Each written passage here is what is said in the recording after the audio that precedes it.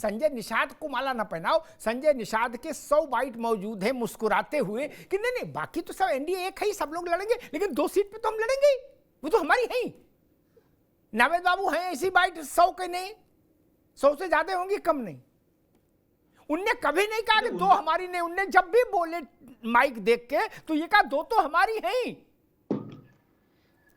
वही तो मैं कह रहा हूं, आपने दिल तोड़ दिया। नहीं, उनका लोकतांत्रिक अधिकार है। देखिए, जो भी राजनीतिक उसमें है सिस्टम में, तो वो भी चाहता है चुनाव लड़े हैं, लेकिन हमारी तरफ से पहले से स्पष्ट था कि एक उनको ऑलरेडी पार्टी उनको दी जाएगी, जयंत जी को एक सीट, बाकी जगह तो हमारे सिंबल पे ही चीजें लड़नी थी, उसमें कहीं कोई ऐसी बात नहीं। और हमारा गठबंधन है, संजय निषाद जी हमारे वरिष्ठ मंत्री हैं, उनके बेटे विधायक हैं, उनका लोकसभा में भी हमारा उनका गठबंधन था, एक बेटे उनके लोकसभा में चुनाव भी लड़े, तो कहीं कोई ऐसी दिक्कत नहीं है। बाकी हम लोग गठबंधन के साथ हैं। इस तरह का हमारा इस तरह गठबंधन नहीं कि हम इंडिया अलायंस में भी हैं और चुनाव भी साथ साथ नहीं लड़े, हम लोग तो साथ में ही, ऐसी कोई समस्या वाली बात नहीं। अच्छा, निषाद वैसे ही चुनाव लड़ेंगे आपके साथ जैसे कांग्रेस सपा के साथ? नहीं, वो तो हमारे मंत्री हैं हमारे साथ में, हमारा कहाँ अलग है। नहीं तो अब ये मंत्री कैसे बनाते जब इनके पास अभी सरकारी नहीं? लेकिन इस बाई इलेक्शन में तो स्थिति वही है, निषाद पार्टी की आपके यहाँ जो कांग्रेस की सपा में, दोनों शुभकामना दे सकते हैं। बिल्कुल पूरी तरीके से साथ हैं, कहीं कोई इस तरह की बात नहीं है, और वो चीजें पहले से क्लियर थी। बाकी देखिए, लोकतंत्र में, राजनीति में, चुनाव में सबको अपना सीटें मांगने का अधिकार है, उन्होंने भी अपनी बात रखी होगी, तो आगे कहीं चीजें फिर एडजस्ट हो जाएंगी। नावेद बाबू, क्या वही स्थिति नहीं है जो कांग्रेस की सो निषाद की? क्या अब कांग्रेस को सोचना चाहिए कि जो निषाद पार्टी की स्थिति है वो उसके साथ उसकी तुलना हो रही है? बोले आप हो गठबंधन में, आप शुभकामनाएं दे सकते हैं, कोई दिक्कत नहीं, क्योंकि इस नारे का, इस मंत्र का अर्थ क्या है? सवाल जीत का, सीट का नहीं, जीत का है। ये कह के मैंने नावेद को गाड़ी से उतार दिया, जिसका मतलब मैं मानता हूं कि नावेद नहीं जीत सकते। इसका मतलब तो यही हुआ। नहीं, अखिलेश जी ने बड़ा संदेश दिया है, और मुझे लगता है कि राज शर्मा जी की कांग्रेस पार्टी ने एक बहुत बड़ा गुनाह कबीरा किया था लोकसभा चुनाव में। गुनाह कबीरा का मतलब होता है सबसे बड़ा गुनाह। वो गुनाह ये था कि पंजा दिखा के दलित वोट बैंक ले लिया था।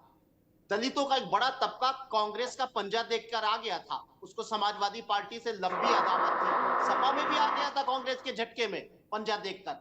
दलित वोट बैंक इंडिया गठबंधन में आ गया था, समाजवादी पार्टी को भी कांग्रेस ने दलित वोट दिला दिया था। आप ये मान के चलिए कि एक गुनाह कबीरा ये किया था कि एक सीट थी कांग्रेस की, उसने इतनी तरक्की की, 6 गुना सीटें हो गई, 1 से 6 सीटें हो गई थी, ये गुनाह किया था। 12 सीटों पर, लोकसभा की 12 सीटों पर मजबूत है कांग्रेस, लोकसभा की 6 पे जीती थी और 6 में बराबर का मुकाबला था। इतनी प्रोग्रेस कर ली थी कांग्रेस ने, इसलिए अखिलेश यादव को लगा कि ये बहुत बड़ा गुनाह कर लिया उन्होंने, अपने पैर फैला रही है। कौन कांग्रेस जिसने 40 साल तक यहां पर राज किया है? कौन कांग्रेस जिसकी जड़ें यहां उत्तर प्रदेश में है? कौन कांग्रेस जिसने दलित वोट दिला दिया? कौन कांग्रेस जिसने मुसलमानों के वोटों को बिखराव से बचा दिया? उस कांग्रेस को जीरो पे लाके खड़ा कर दिया, डंडे पर बैठा दिया, कहा हाथ से हाथ बांध दो, बस बैठे रहो। तो ये कांग्रेस की ये दुर्गति की है अखिलेश यादव। मैं एक चीज बहुत जरूरी बात कहना चाहता हूं, बात सारी बातों से अलग है कि समाजवाद है क्या, समाजवाद का सिद्धांत क्या है?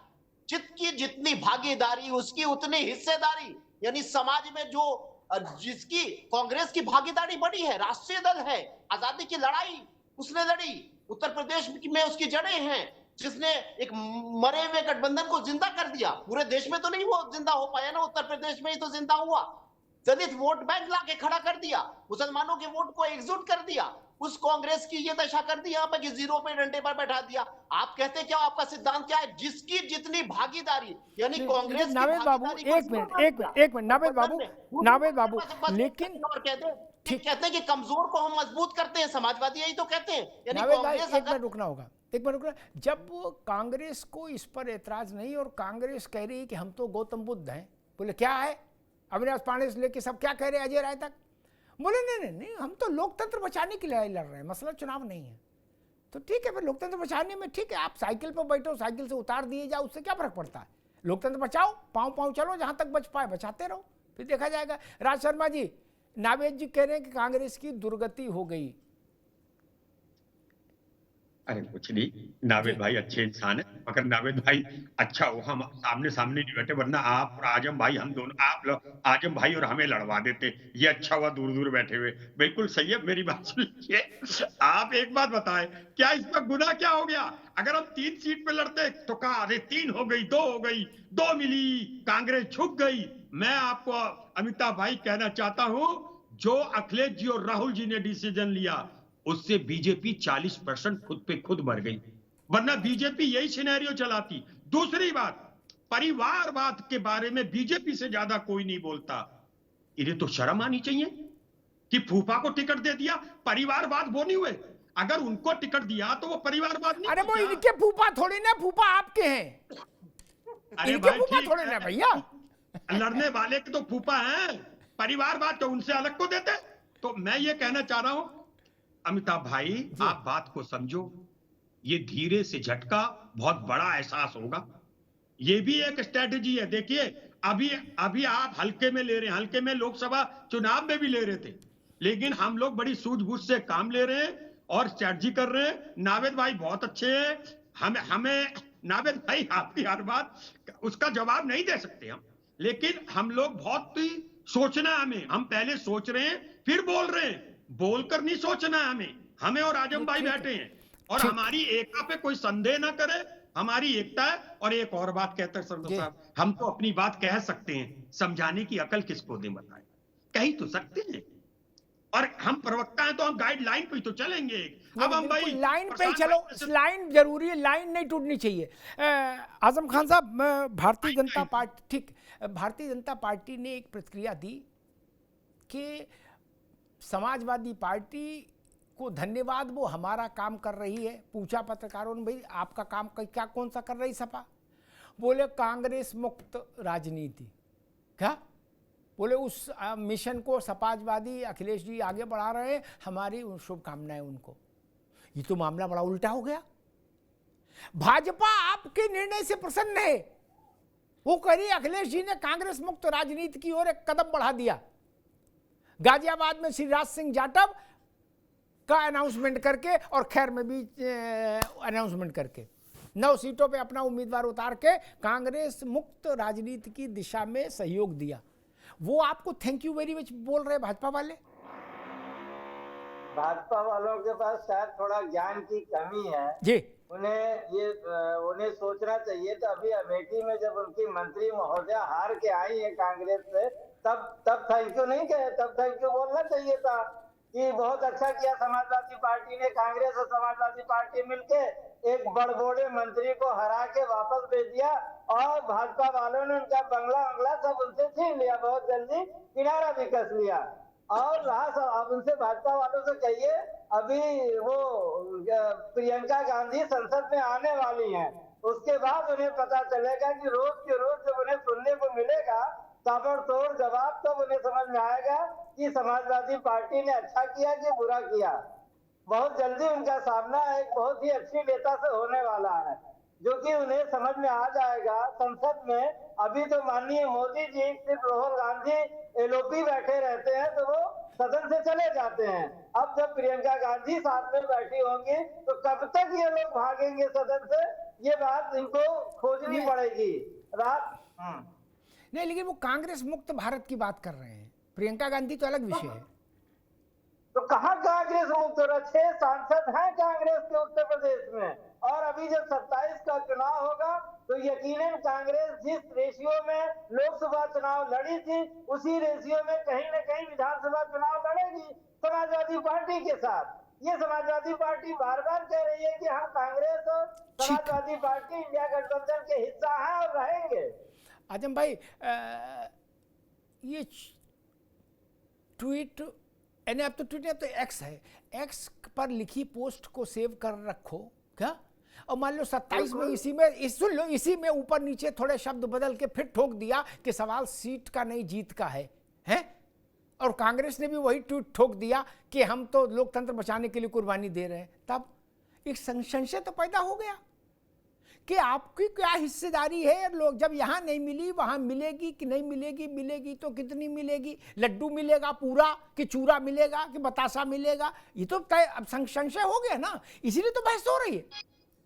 बिल्कुल अमिताभ जी, जब तक कांग्रेस पार्टी से अगर बातचीत नहीं होती तो कांग्रेस पार्टी के बयान हमारे और उनके बयान मैच नहीं करते। इसका मतलब दोनों शीर्ष नेतृत्व के बीच बातचीत हुई है, इसीलिए हमारे उनके बयान मैच कर रहे हैं। नहीं तो हम कुछ और लाइन बोल रहे होते और उनके प्रवक्ता कुछ और लाइन बोल रहे होते। तो आप यकीन मानिए ये गठबंधन रहेगा और चलेगा। ठीक ठीक बात है। प्रशांत पटेल जी, भाई आप लोगों ने ये क्यों कहा कि अखिलेश जी हमारे ही काम कर रहे हैं, उनको शुभकामनाएं, कांग्रेस मुक्त राजनीति कर रहे हैं? और मैं सुन रहा था सिद्धार्थ नाथ सिंह ये भी कह रहे हैं कि फूफा तो आखिर फूफा ही होता है, चुनाव हो चाहे कुछ हो, फूफा के आगे भतीजा कैसे टिकेगा। मैं सुन रहा था सिद्धार्थ बाबू को भी। जी देखिए, अखिलेश जी ने जो है कांग्रेस अपना बदला हरियाणा का लिया है, जिसका हरियाणा में इनको सीटें नहीं मिली, जम्मू कश्मीर में भी नहीं मिली, और अभी मध्य प्रदेश में बुधनी सीट पे बाई इलेक्शन हो रहा है, वहां पे भी अखिलेश जी ने अपना कैंडिडेट घोषित कर दिया है। महाराष्ट्र में भी कैंडिडेट घोषित 2 सीटों पे कर दिया है, बाकी पे भी घोषित करने तो वाले हैं। झारखंड में भी वहां लड़ने पर जा भी, रहे हैं। हाँ, झारखंड में भी लड़ने जा रहे हैं। हाँ। और महाराष्ट्र में तो इनके चूंकि 2 विधायक भी हैं, अबू आजमी है, एक और विधायक है, बाकी अभी अखिलेश जी गए थे 2-3 दिन वहां, उनकी बड़ी उन्होंने रैली भी की और मजबूती के साथ उन्होंने कहा कि हम तो यहाँ लड़ेंगे, हमारी 5 सीटों पर बिल्कुल हम जीतने वाले, बाकी पे भी हम मजबूत हैं, यहाँ 12 सीटों पे दावेदारी कर रहे हैं। तब ये देखना है कि ये बड़ा दिल और ये सामंजस्य दोनों लोगों का यहाँ पे झारखंड, मध्य प्रदेश और महाराष्ट्र में भी दिखता है क्या? उत्तर प्रदेश में तो चलिए दिख रहा है, कब तक दिखेगा। और यही जब हरियाणा का परिणाम आया तो वही समाजवादी पार्टी के लोग सोशल मीडिया पे कांग्रेस को गाली दे रहे थे कि अगर अखिलेश जी को 2 सीटें अहरवाड़ क्षेत्र में दे दी गई होती तो शायद परिणाम कुछ और होता, 1-2% और 1% का जो अंतर है वो पड़ जाता और कांग्रेस जीत जाती। तो ये सारी बातें कहने के लिए हैं टीवी डिबेट्स में, सोशल मीडिया के हमारा गठबंधन है, गठबंधन है। भाई गठबंधन जब तक आप साथ में चुनाव नहीं लड़ते हैं तो किस बात का गठबंधन? गठबंधन तो वही मतलब है ना कि आप साथ में चुनाव लड़ रहे हैं या सरकार में शामिल हो रहे हैं। अब फिलहाल भी अगर सरकार की स्थिति जहां पर नहीं है तो कम से कम चुनाव तो साथ लड़िए। तो चुनाव ही नहीं लड़ रहे तो किस बात का ऐलान?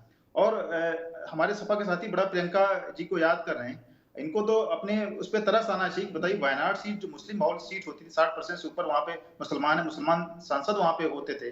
पिछली बार राहुल गांधी जी चले गए 19 से, फिर अभी 24 में गए, अब प्रियंका जी वहां से लड़ने चली गई। क्या होगा मुस्लिम लीडरशिप का? थोड़ा मुसलमान को अच्छा नहीं लगता है जो सुन लीजिए भैया, सुन लीजिए भैया, एक मिनट पहले उनकी बात पूरी हो जाए। जी भैया, आपने टर्म बोल दीजिएगा, मैं कोई आप 5 लाख मुसलमान को सदस्य बनाना चाहते हो, हैं? 60% मुसलमान बता रहे हो। एक मिनट रुक जाओ, उनकी बात आ जाए फिर। जी प्रशांत टर्म पे बोल लीजिए कृपया, इतना भी अधीर मत होइए। जी भाई जो समाज आपको भर भर के वोट देता है, आप उनके भी हिस्से का खाने चले गए। केरला में गांधी परिवार तो 70 साल से यही उत्तर प्रदेश से चुनाव लड़ता रहा, नेहरू जी के समय से इंदिरा जी, राजीव जी, सोनिया जी सब यहाँ पे लड़ी गई।